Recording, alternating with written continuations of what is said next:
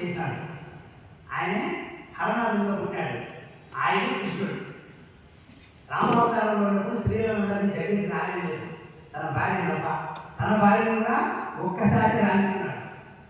జీవితంలో ఎడబాటులో బతికినాడు. ఎవరు? రాముడు, సీత.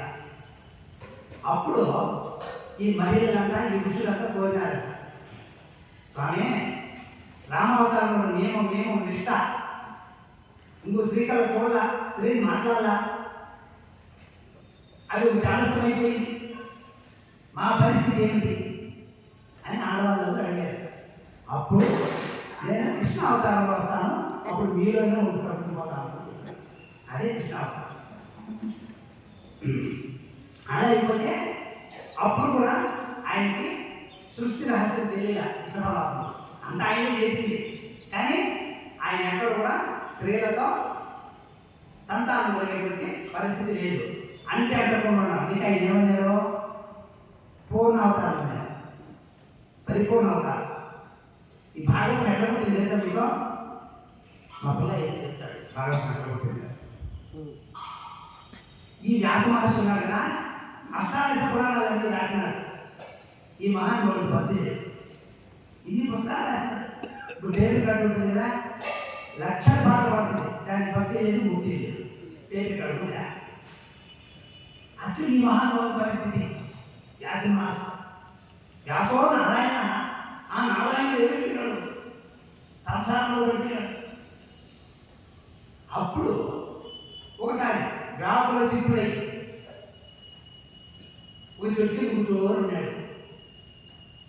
సంసారంలో నేర్చుకుంటున్నా అట్లా నారదుడు వచ్చినాడు. ఏంటి స్వామి, నారాయణాంశం నీవు ఇట్లా ఉండడం కారణం ఏమేంటాడు? నాకు తెలియదు, నువ్వే చెప్పబోయాలి. ఆయన ఎట్లా గురువు అని తెలిసిన ప్రహ్లాదుని గురువు ఎవరు? నారదుడే. ఈయనప్పుడు గురువు రకంగా ఆయన వ్యాసుడు కూడా అంటే చెప్పలేదు అనుకోండి, భాగవతం మాట ఓ రకంగా. అప్పుడు చెప్పినాడు, స్వామి నువ్వు అన్ని బుక్కులు రాసినావు, అన్నీ చేసినావు, భగవంతుడు నీకు అనుభూతి లేకొచ్చిందా? ఆ అనుభూతి వచ్చింటే ఈ శక్తి కూర్చొని ఎందుకు ఏడుస్తాడు?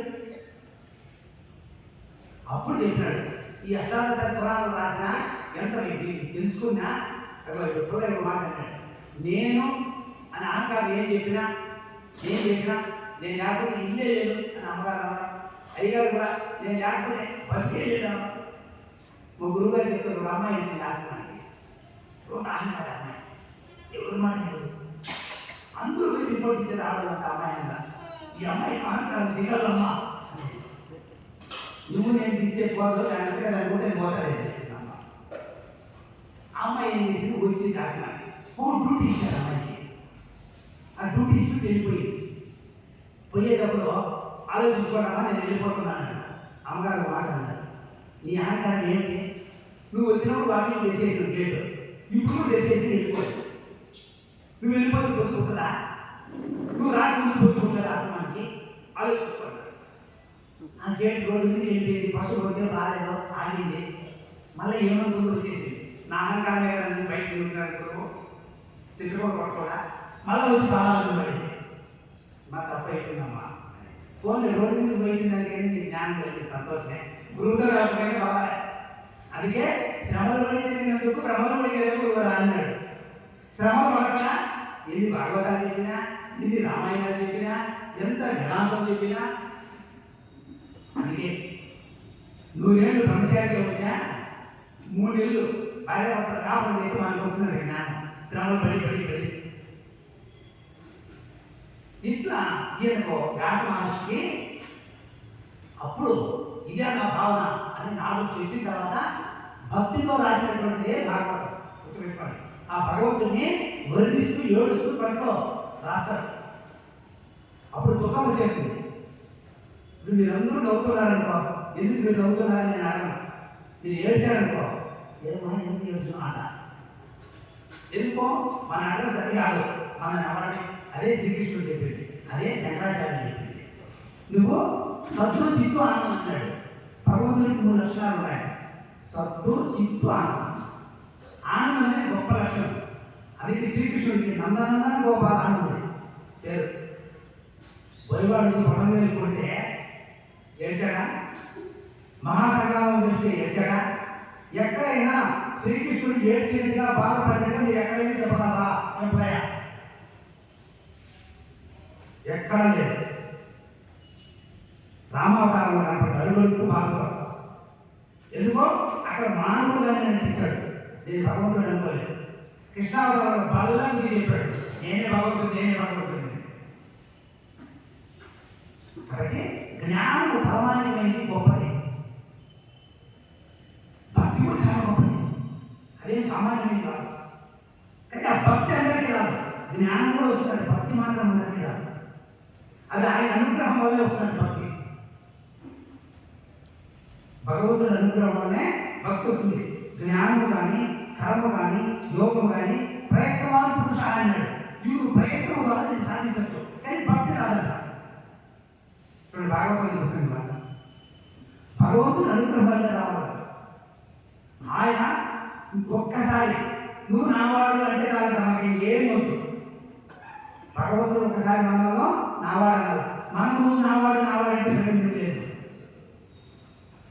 కాబట్టి మన శాస్త్రాలు చాలా అద్భుతమైన మన ఋషులు అందించారు. నాకు అనిపించింది ఆ గొప్పగా చెప్పేటప్పుడు శంకరాచార్య ఈ పురాణాల జోలికే వెళ్ళకుండా ఆయన రాసిన వాంగ్మయం చూడాలి. ఎంత గొప్పదంటే అంత గొప్పది. అయితే ఇది ఒక మహాభక్తులైనటువంటి వాళ్ళు ఎక్కువ సమయం ఈ జ్ఞానంలో కానీ కర్మలో కానీ పని ఏదైనా రోజు చేసిన ఆహారం చేస్తే ఇది తింటారా? తినలేరు. అదే మార్చి చేస్తే మీరు తినగలుగుతారు. వచ్చే ఆనందమేమో అన్నింటిలో వచ్చే ఆనందం ఒకటే. ఇప్పుడు ఒకే బియ్యం ఉంది, దాన్ని ఏం చేశారు? నూక చేసి ఉప్మా చేశారు, దాంతో అన్నం చేశారు, దాంతో చిత్రాన్నం చేశారు. దాన్ని కలర్ మార్చి చిత్రాన్ని బాగా తిన్నారు, దాన్ని ఉప్మాని బాగా తిన్నారు, దాన్ని అన్నమని తిన్నారు. ఒక కంట్రీలో అన్నం తిన్నట్టు తిన్నారు. ఈ జీవుడి లక్షణం ఏమిటి అంటే నానా రకాలైన ఆనందం కావాలి దీనికి. లోకంలో ఉన్న ఆనందాలన్నీ దీనికి కావాలి. ఒక ఆనందంతో ఉంటే దీనికి ఇష్టం లేదు.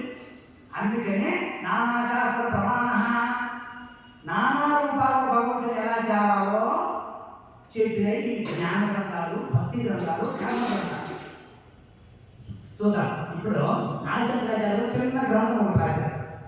ఆయన ఎన్నో రాశారు. 37 ప్రకరణ గ్రంథాలని 5 శ్లోకాలు ఉండేవి పుస్తకాలు, 270 శ్లోకాలు ఉండేవి, 1000 శ్లోకాలు ఉండేవి. ఇట్లా పుస్తకాలు ఎన్నో రాశారు. అవి ఈ 37 కాకుండా బ్రహ్మసూత్రాలు, భగవద్గీత, ఇట్లా అనంతమైన శాస్త్రం. అది మనం జీవితం అంతా చదివినా కూడా వాళ్ళ భాషలో అయిపోతుంది. ఎందుకు భగవద్గీత ఉంది, 10,000 పేజీలు ఉంది ఆయన భాష. దాన్ని ఒక్కసారి మీరు క్షుణ్ణంగా చదివి అర్థం చేసుకుంటే ఏ డౌట్ కూడా రాదు. అది చదవాలంటే చాలా టైం పడుతుంది. దీంట్లో ప్రశ్నోత్తర మణిమాల అని చెప్పి స్వామివారు ఒక చిన్న క్వశ్చన్లే ఏడాది వచ్చిన వాళ్ళు అందరికీ మాకు వచ్చి అనుకుంటారు, కానీ చాలా దాని దగ్గర మీరు తీసుకుంటే ఎవరికి ఒక కాంటాక్ట్ వస్తున్నారు. అందులో అపార సంసార సముద్ర మధ్య సమర్జతో మే శరణం కిమస్తి గురో కృపాలో కృపయా దైవతతో విశేష పాదంబుజ దీర్ఘనౌకా. చిన్న చిన్న పదాల్లోనే అనంతమైనటువంటి అర్థాన్ని ఇచ్చారు స్వామివారు. సకల శాస్త్రాల సారము ఈ శ్లోకంలో, ఈ చిన్న బుక్కులను. ఇక్కడ ఏమంటున్నాడంటే ఈ సంసారంలో గడిపి లక్ష్యం అంటే తెలియక, పరమాత్మ అంటే ఇది సత్యము ఇది అసత్యం అని తెలియక నానా యుగలలో నానా రకాలుగా జన్మిస్తూ ఈ తాపాత్రయం పొందుతున్నటువంటి ఈ మానవుడికి దారి ఏమిటి స్వామి? దీని అర్థం అపార సంసారం. అదే సముద్రమైన ఎదచ్చు సంసారం అయిపోయింది కాదు ఏమే. కాబట్టి ఓ కృపానికి, ఓ గురుదేవా, అంతులేని సంసార సాగర మధ్యలో దిగిపోతున్నా నాకు దిక్కేది దయతో చెప్పండి అని ఒకానొక భక్తుడు ఆర్తితో ఈ శ్లోకము గురువుని అడిగారు, శంకరాచార్య వారిని అడిగితే వారు ఏమంటున్నారు తెలుసా? చూడండి పలకండి, ఇద్దరు కూడా సమాధానం మాత్రం ఏం చెప్పారు ఏంటంటే, విశ్వనాథుడైనా ఇక్కడ శివుడు అనుకోండి, బ్రహ్మ అనుకోండి, విష్ణువు అనుకోండి, గురువు అనుకోండి, పదానికి అన్ని సరిపోతాయి. విశ్వనాథుడైన ఆ పరమాత్మని చరణ కమలములు అనేది నౌకను ఆశ్రయించడే దిక్కు. ఆ భగవంతుని యొక్క పాదాలు ఆశ్రయించాలంట. ఇంకా పాదాలు ఏంటో మనకు తెలిస్తే కదా.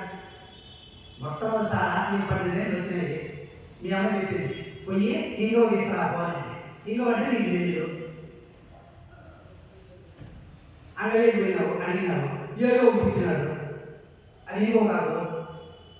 ఇంటికి వచ్చినావు, అమ్మకి ఇచ్చినావు, అమ్మ చూసి ఏమైంది, ఇక్కడ ఏ ఇంకో అయింది అని. మనకు కూడా అంటే మా దగ్గర ఒక అమ్మాయి భారతీయ, ఈ గంట ఈ గురువు దగ్గరికి పోతే 2వ గంట ఆ గురువు దగ్గరికి రాదు, ఇంకో గురువు 100 మంది గురువుల దగ్గరికి పోతాయి రోజు. ఇదేంటంటే చెప్పాలి చెప్పాలి మొత్తం తెలియకపోవడమే. ఈయన శాస్త్రం ఉందా, ఈయన సత్యవంతుడా, ఈయన అసత్యవంతుడా, ఈయన ఆశ్రమం రాశా, ఏమీ తెలియదు. గురువులు మార్చేస్తూ ఉండడం, దానివల్ల టైం వేస్ట్ అయిపోతుంది. దాని బదులు భగవంతుని పాదాలు నమ్ముకో అని చెప్తున్నాడు. చెప్పి మనకు 2వ శ్లోకంలో ఏం చెప్పాడు, ఇప్పుడు 1వ శ్లోకంలో ఏం చెప్పాడో, ఈ సంసార సముద్రం నుంచి మనం దాటాలంటే భగవంతుని పాదాలు ఆశ్రయించాలన్నాడు కదా. 2వ శ్లోకంలో ఏం చెప్తాడు చూడండి. బద్ధోహితో విషయానురాగి కావా విముక్తి విరక్తి కోవాస్తి కోలో నరక స్వదేహ తృష్ణక్షయ స్వర్గపదం కిమస్తి. ఒక్కొక్క శ్లోకంలో ఒక్కొక్క వివరించుకుంటూ లాస్ట్కి నీకు ఆ విషయం ఏంటో చెప్తాడు, అసలైన విషయం.